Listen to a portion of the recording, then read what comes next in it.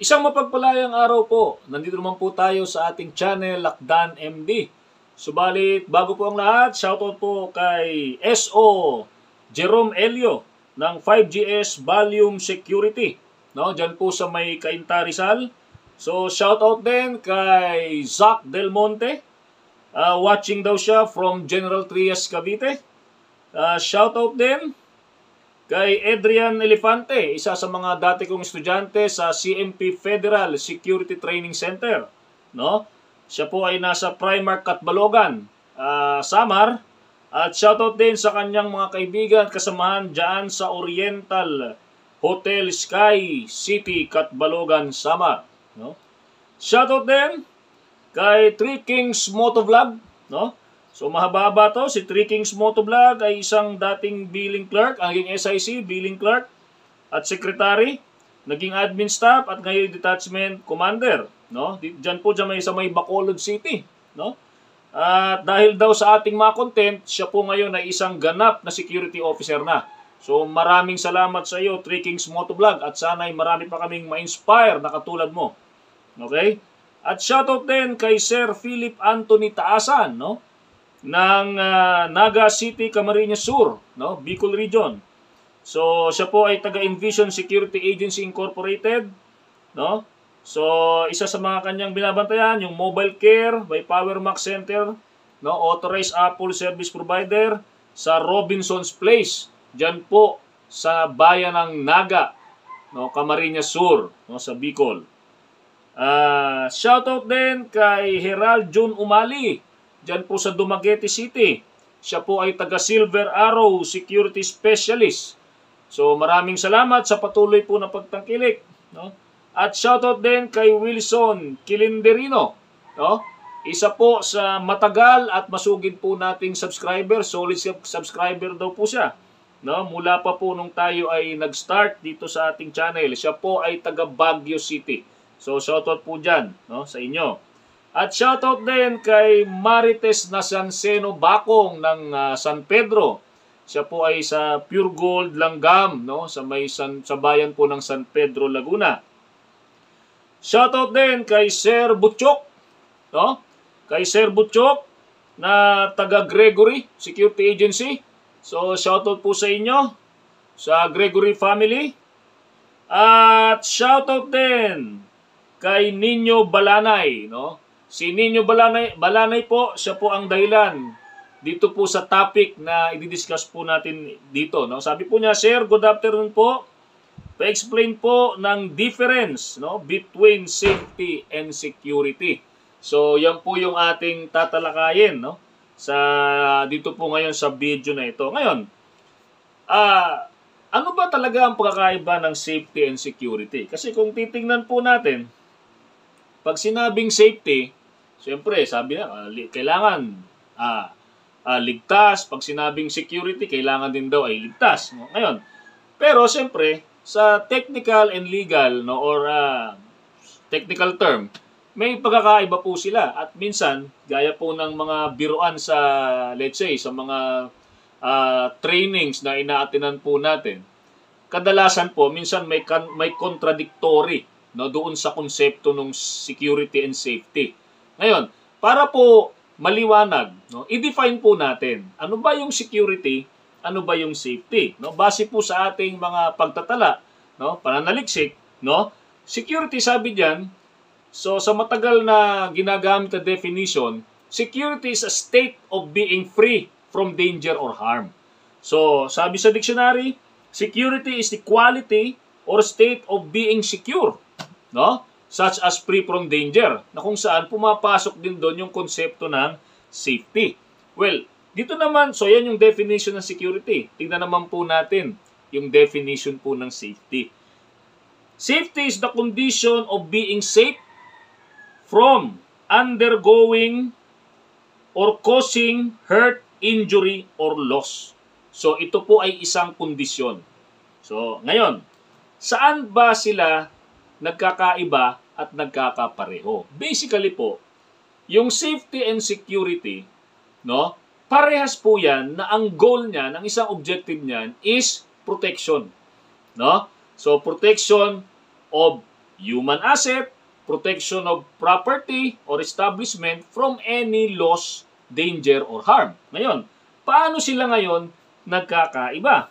Okay.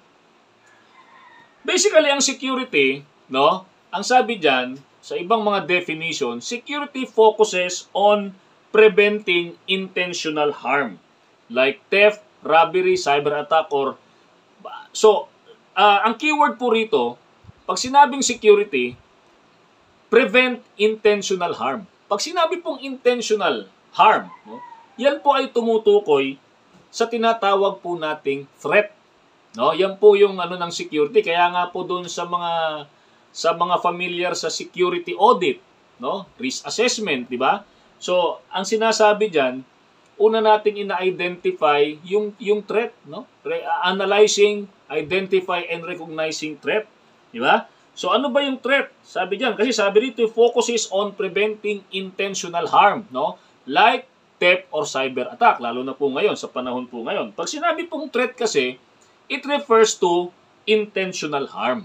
So, pag sinabi po kasing threat is an expression of intention to inflict evil, injury, or damage. So, ibig sabihin, ang pine-prevent ng security, intentional, and at the same time, external attack. So, basically, kung lalagyan po natin ng tawag niya, ng illustration dyan, or chart, no? Basically, yung security, ang pine-prevent nito, yung mga malicious intent, no? Petty crime, no?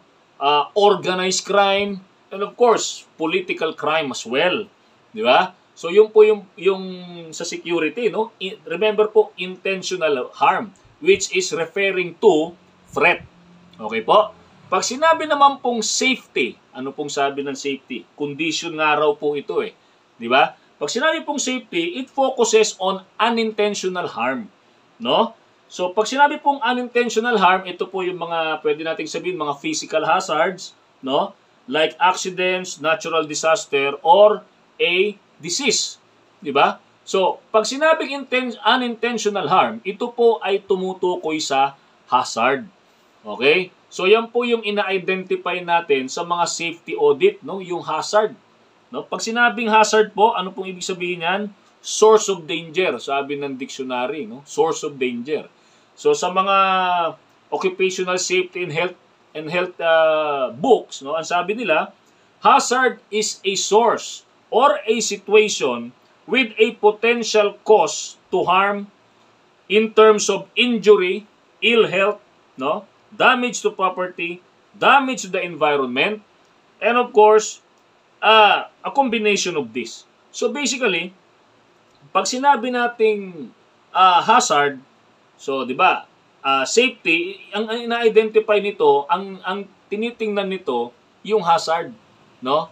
When we are referring to hazard, ito yung mga non-malicious intent or non-malicious concept, no? Ano po ba 'yan, no? Maaring sa isang establishment, sa isang kumpanya, meron silang violations in terms of safety, occupational and safety law, di ba?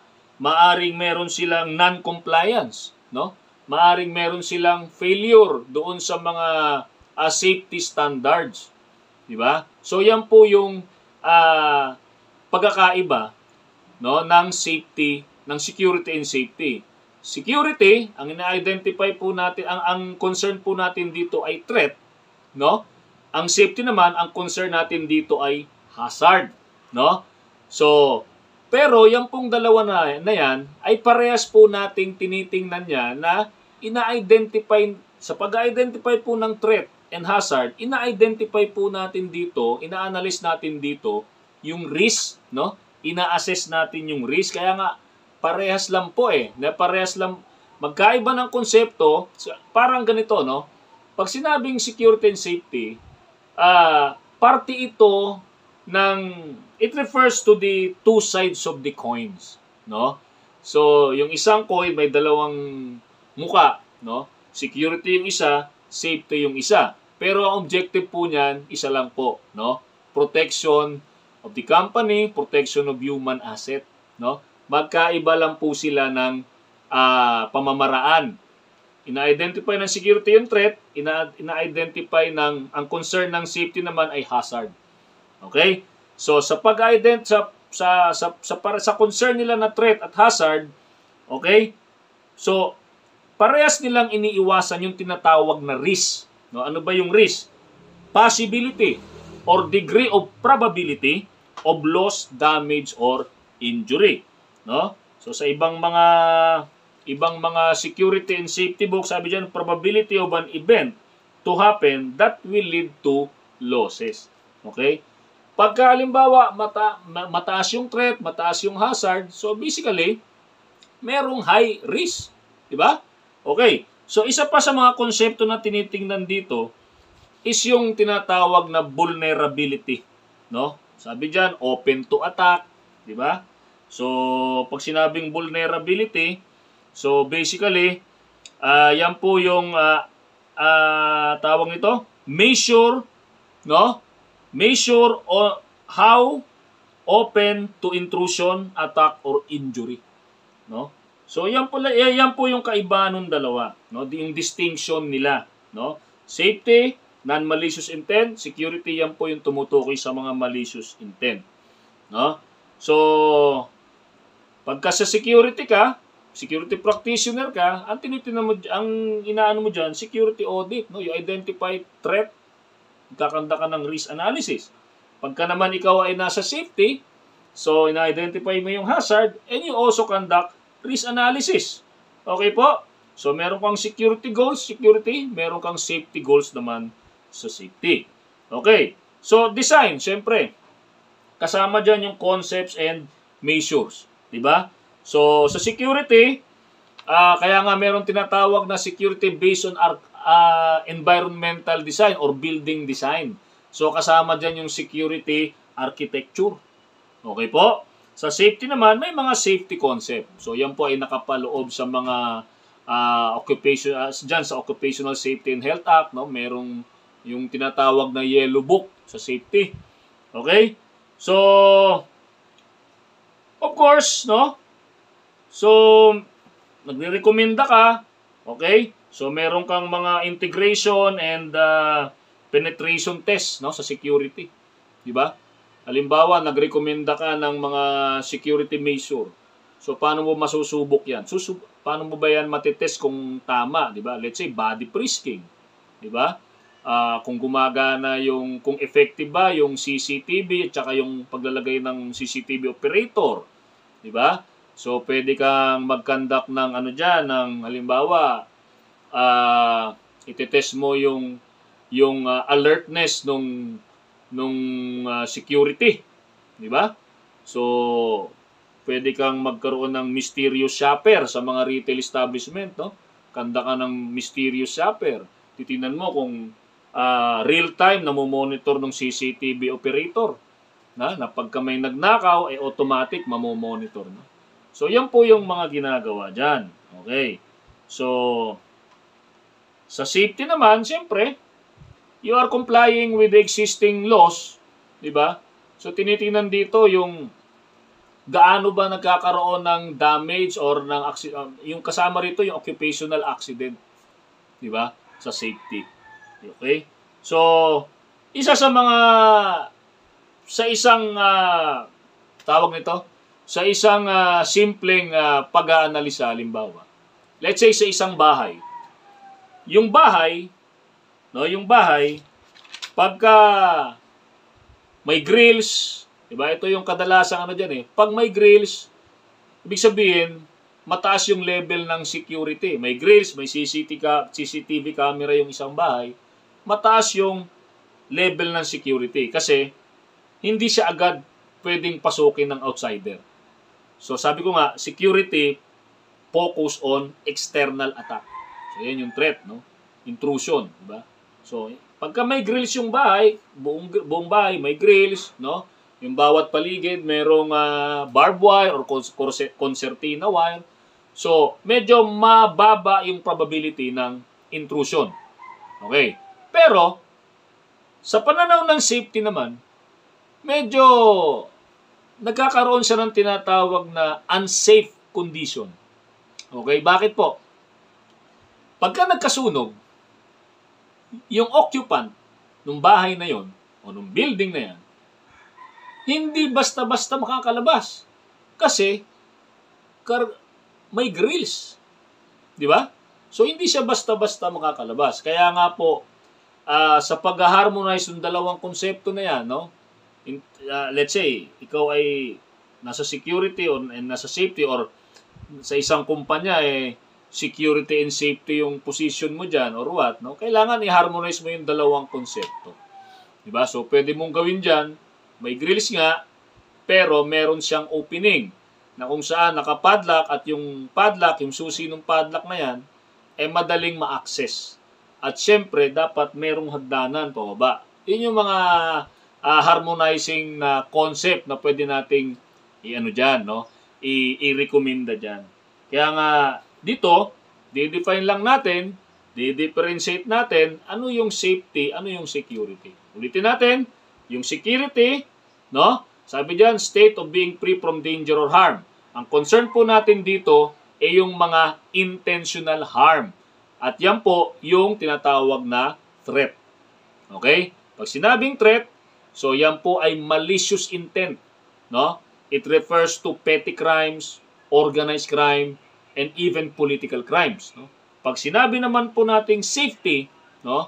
Yan po yung tumutukoy doon po, ina-identify po natin dyan yung hazard. Unintentional harm. So, hazard po ang tinutukoy natin dyan. Okay po? So, yan po yung sa hazard, no? Dyan po yung pumapasok yung mga violation sa batas, no? Non-compliance sa mga regulasyon na itinatadhana ng batas at hindi ka sumusunod sa mga safety standard. So, yan po yung kaiba ng dalawa. Security, intentional harm, referring to threat. Safety, unintentional harm, referring to hazard. Okay po? Pero, yung goal po or yung objective po ng security and safety ay parehas po yan. Ang objective niyan is to protect human asset, to protect the company, and of course, to preserve life. No? To preserve lives and properties. Okay po?